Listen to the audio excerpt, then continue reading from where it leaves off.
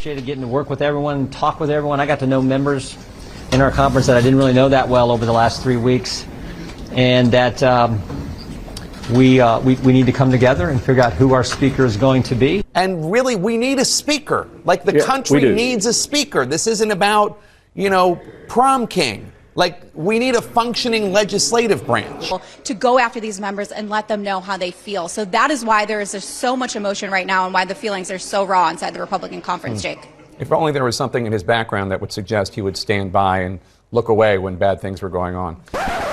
Do I need to even use the GIF? Damn. It's getting shady out there, and rightfully so, because while Republicans give Americans a clear view into their circus, seems like we are, I don't want to say lost, but we're dysfunctional right now. And so we've got a lot of issues internally. What was your plan? Clearly you didn't have one. Now we're in total chaos, and now people are talking about handing our majority over to the Democrats. the point that even the ringleaders are admitting it's bad. I agree with you, Larry. Our Republican conference is in big trouble. And then we need to unify, and it's the right thing to do, it's the mature thing to do, it's the responsible thing to do, because Republican voters across America gave us this majority, and we are throwing it away right now, and there is no excuse for it. CNN's Jake Tapper, who has been doing his very best to cover the catastrophe with a straight face. No person having received a majority of the whole number of votes cast by surname, a speaker has not been elected. Pursuant to Clause 12A of Rule 1, the chair declares the House in recess subject to the call of the chair. All right, well, I guess they're not going to call a second vote. Good times. Used his time this week to point out the dire consistency of a man who stood by idly while atrocities were occurring during his time as a wrestling coach, standing by and watching as atrocities continue to happen in the party that he belongs to, as they sink to new lows as a result of his own inability to lead. What history will look at, the crazy eights led by Gates, the amount of damage they have done to this party and to this country is insurmountable. I've never seen this amount of damage done to just a few people for their own personalities, for their own fear of what's going through. And really, it's astonishing to me. And we are in a very bad position as a party, one that has won the majority, one that America has entrusted us with, that a simple 8 people have put us in this place. And that is why some members are so upset, because they said he could have done way more to try to stand these conservative attacks down. Remember, some of these conservative media figures and leaders were posting office numbers and encouraging people to go after these members and let them know how they feel. So that is why there is so much emotion right now and why the feelings are so raw inside the Republican conference, Jake. If only there was something in his background that would suggest he would stand by and look away when bad things were going on. CNN's Melanie Zanona on Capitol Hill. Thanks so much. CNN. Now, for those unfamiliar with the context of Tapper's shade, allow me to refresh your memory. And no, not in the whitewashed way that his colleagues tried to present it as while failing to rally fellow Republicans around the idea of Jim Jordan as Speaker. Leader or representative for his constituents in West Central Ohio, whether on the wrestling mat or in the committee room, Jim Jordan is strategic, scrappy, tough, and principled. He is a mentor, a worker, and above all, he is a fighter.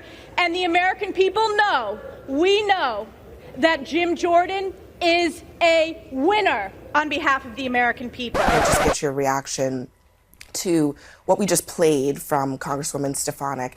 His past wrestling coach credentials being cited in a nominating speech on the House floor. Well, thanks for having me, Abby. The funny thing is that when people always call Jim Jordan a fighter, and I always wonder who he's fighting for, because he had a real opportunity to fight for us and the people that he coached and the people that he recruited at the Ohio State, and all he's done is just turned his back on us. So I don't know what the fighter thing is. I know he used to be a fighter.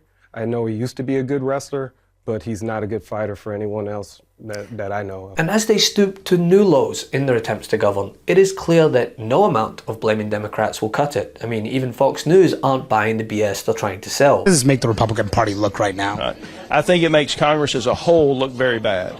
It makes Congress as a whole look very bad. The Democrats have had a lot of fun with it, but the fact of the matter is 208 Democrats voted with 8 Republicans. The Democrats are not innocent in this. They're not. But Matt Gaetz and the Republicans started this. The other thing is they're talking about empowering the temporary speaker, Patrick McHenry, for about another 10 days. Yep. And giving him power to offer legislation. Democrats said, I might give you that.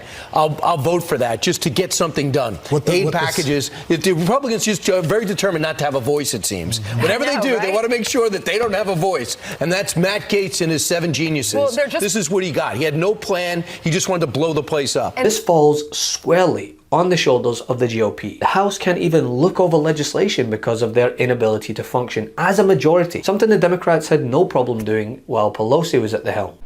The Republican Party today just can't govern.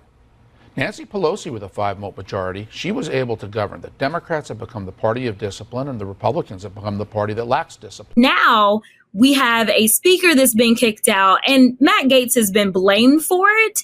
But let me be clear.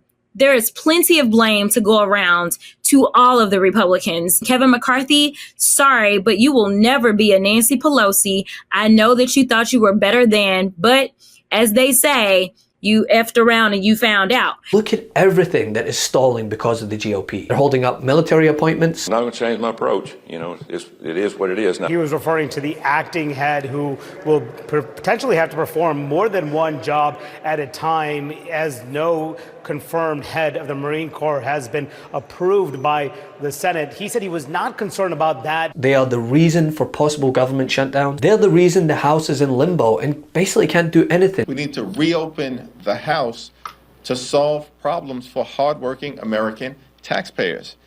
And House Democrats continue to say we are willing to do that in a bipartisan fashion, because clearly the votes do not exist in the House Republican Conference alone to elect a speaker.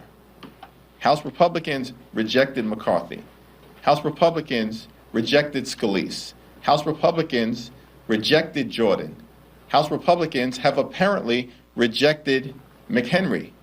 This can only be done in a bipartisan fashion. And we're serious about partnering with House Republicans in a reasonable way to do the business of the American people. The GOP continue to prove that they are nothing but the party of chaos. Hey Meidas Mighty, love this report? Continue the conversation by following us on Instagram @MeidasTouch to keep up with the most important news of the day. What are you waiting for? Follow us now.